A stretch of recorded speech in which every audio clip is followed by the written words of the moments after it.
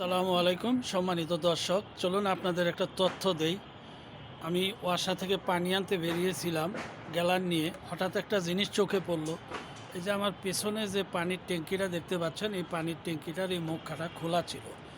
তো আপনারা অনেকের বাসাবাড়িতে এরকম পানির ট্যাঙ্কি রয়েছে, এরকম পানির ট্যাঙ্কির যে ঢাকনাগুলো রয়েছে সেগুলো অনেক সময় খোলা থাকে। খোলা থাকলে কাক, অন্যান্য পশু পাখি, পোকামাকড়, ফড়িং, অনেক ধুলাবালি, ময়লা এগুলো ট্যাঙ্কিতে পড়ে আমরা দেখতে পাই না, যেগুলো পাইপের মাধ্যমে আমাদের রান্নাঘরে খাবার পানিতে প্রবেশ করে এবং পেটে অনেক অসুখ হয়।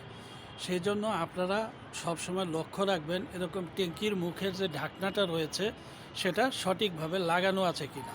ঢাকনাটা খোলা ছিল, আমি লাগিয়ে দিলাম, কিছুটা রেখেছি দেখানোর জন্য, অনেকটা খুব ফাঁকা রয়েছে।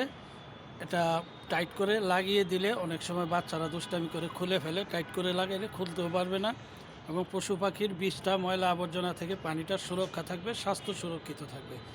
যদি ভিডিওটা ভালো লাগে একটি শেয়ার দিতে ভুলবেন না। অসংখ্য ধন্যবাদ। সবাই ভালো থাকবেন, সুস্থ থাকবেন। আল্লাহ হাফেজ।